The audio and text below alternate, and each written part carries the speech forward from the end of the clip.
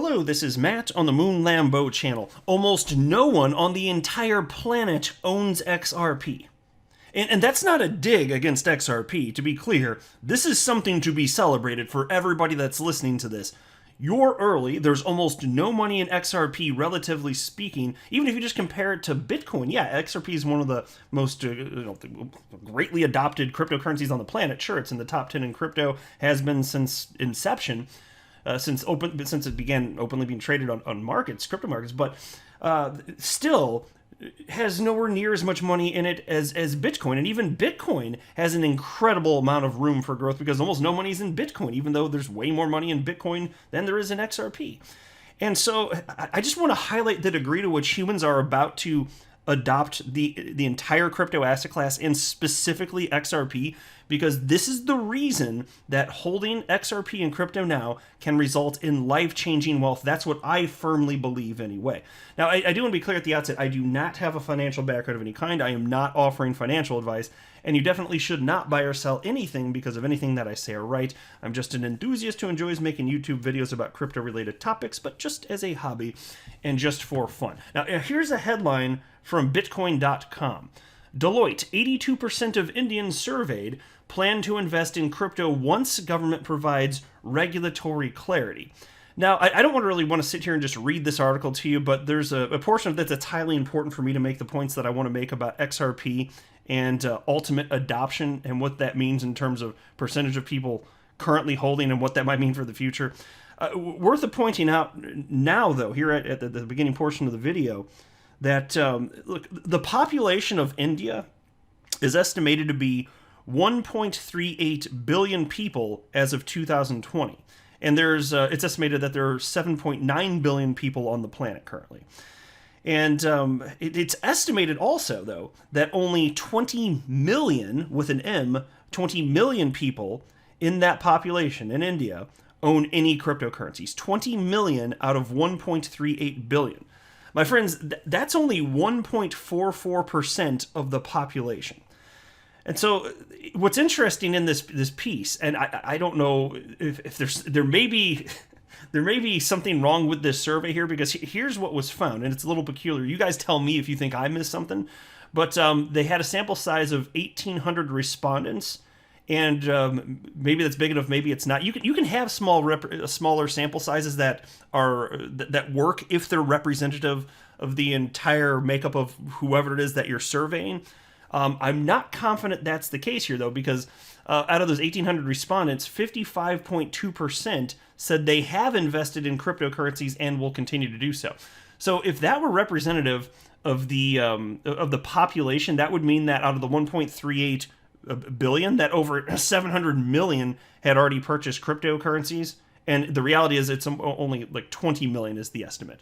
So I'm not sure where the breakdown comes. So I would guess that either the sample size cited in the survey is too small or doesn't sufficiently represent the population, or both. That would be my guess. But either way, the number that they know to be true is that 20 million estimates. Again, that's only 1.44% of the population. Now let me share with you before going into this, and I have a lot to say in this video, but I want to share with you because I haven't said this in a long time, and it's worth knowing this. So you understand where I'm coming from. When I jumped into crypto, it was sort of on a whim.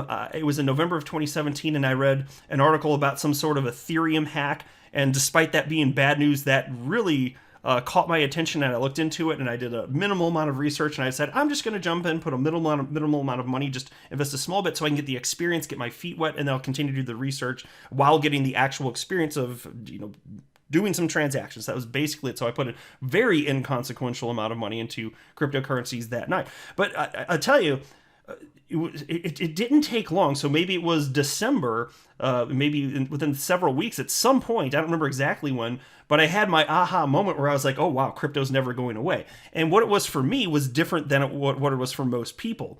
For me, the reason that I came to the conclusion that crypto would never go away is because I finally came to the realization quite firmly that you can have business models thanks to cryptocurrencies that otherwise could not exist. That represents value, and humans don't throw away things that are valuable typically. And mind you, value is different than price. When you say price and you're talking about crypto, you're talking about the open market price of a crypto. When you're talking about value, that is different. We're talking about what problems are you solving for what people. That's valuable, right? Completely different than price, though. And both are important, obviously, But even outside that rationale, for long-term viability, there are other reasons to be optimistic. And these reasons I don't talk about as much, but I do want to talk about this. And then I want to break down what this means for XRP as far as I see it. But consider this. Bitcoin has been around over 13 years now. And it's clear that humans value the attributes that decentralized cryptocurrencies offer. Whether or not you or I think it makes sense is irrelevant. The people have spoken. And it is not the case that people will stop valuing the attributes that cryptocurrencies offer. The fact that you can own a digital asset that is provably scarce and deflationary in the case of XRP, and is immutable and can't be confiscated in the same way that fiat currency can be confiscated. These attributes of these digital assets, that's valuable to people. Again, value is different than price. That's valuable to people. And at this point, if these things don't make sense to you, I would say it's time to look inward and ask what you don't understand. And I don't mean you specifically listening to this, but just in a general sense, people that don't get it yet. Okay, fine. I take it your word. You don't get it. Look inward and to try and find out what is it that perhaps hasn't made sense to you yet. Do additional research. But there's something that everybody else in the space is getting that you're not. And there's a reason that after 13 years, we're seeing increased adoption. This thing, it wasn't some sort of fad. It's not just going to peter out. It's going to continue increasing, right? That seems pretty obvious at this point. Because, again, there's true value to be had. And so, look, the more time passes, the more clear it becomes that crypto is here to stay. Even if Bitcoin goes the way of the dodo, my favorite extinct avian creature, that fact alone would not prove that people don't value the technical characteristics of cryptocurrency. Consider this. MySpace used to be the largest and most successful social network on the entire planet. It has effectively been dead for over a decade now. Now, that failure did not mean that people no longer value social media platforms, and many others have thrived since then, like Facebook and Twitter and TikTok, etc. And so I'm not calling for the death of Bitcoin, and I don't want it to die personally. I'm a holder of Bitcoin, but I'm saying either way, even if crypto is here to stay, and this means that over time, more and more people will continue to adopt crypto. And it's estimated that perhaps 3% of humans on Earth have ever owned a cryptocurrency at any point in time. Just 3%. So this means that you listening to this, you're on the cutting edge. It means that you are ahead of the masses. If you feel like you're late to the party, you need to reconsider that notion because it's just not true. You're early to the party, and it's very rude of you to show up so early like this because the host is not yet ready for guests, okay? Look at a technology bell curve. In fact, here, I will pull one up. I Googled this just so that I could share it with this video. Here's one that I blew up. They're all about the same. It doesn't matter. So I picked this one. Look at this technology bell curve, You can see, it just indicates, it's just a concept that's getting across here. Adoption is somewhat slow at first. And so the first 2.5% of adopters, you can see it slopes up right here. And then you get the early adopters who are a bit more convinced. And then there's still people that weren't convinced at the same time as early adopters. And then there's the early majority after that. And you do have an exponential growth here, but then it starts to... You hit a point where you peak in terms of the rate of adoption. And adoption continues, but at a slower pace, which is why you see it come down and it makes this fine bell shape. So then you get that late majority and then the laggards. And so the laggards, even if they knew about the technology in the beginning, maybe they were just like, maybe that's a bunch of hogwash, that'll never happen, which is what a lot of them are arguing with Bitcoin. And, the more more time passes, the more clear it becomes that, like I said, that that's just not the, like, this isn't going away. And so... If adoption of crypto exponentially increases, as many of us are anticipating, I'd argue that's already begun actually, then the opportunity for life-changing wealth by investing in crypto is likely to be dramatically understated. So how much money will have flown into crypto by the time, say, 25% of humans on the planet invest in crypto or hold crypto, especially if it's being used for money? Because then you could see a crazy high percentage of humans in a mature market holding crypto for various reasons, for the utility of it being used as money in place of fiat currency, in particular in places where utilizing a particular fiat currency is highly problematic because of a particular regime that's in charge, or runaway inflation, this or that. Monetary policy is pretty piss poor with governments in general the world over. That's just what I've seen here. All right, in my 38 years here on this planet, I'm not impressed with what governments have done with their own currencies and their monetary policy, just in a general sense, right? So what would happen in a world where you're talking about 25% of humans on the planet holding crypto? Like, what would that mean in terms of the prices getting bid upward over the years?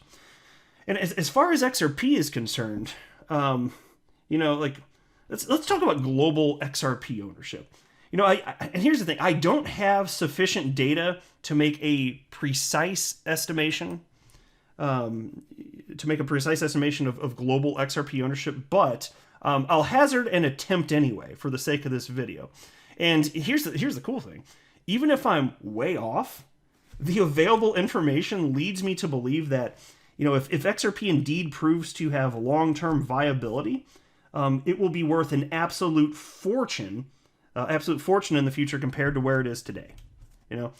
And so we know that there are over 4.1 million XRP addresses in existence, and we know that because the XRP ledger is public. So here's a website. This is the XRP rich list. It's ledger.expose is the website, and it's just pulling data from the open source public XRP ledger. And here you can see, here's the tally.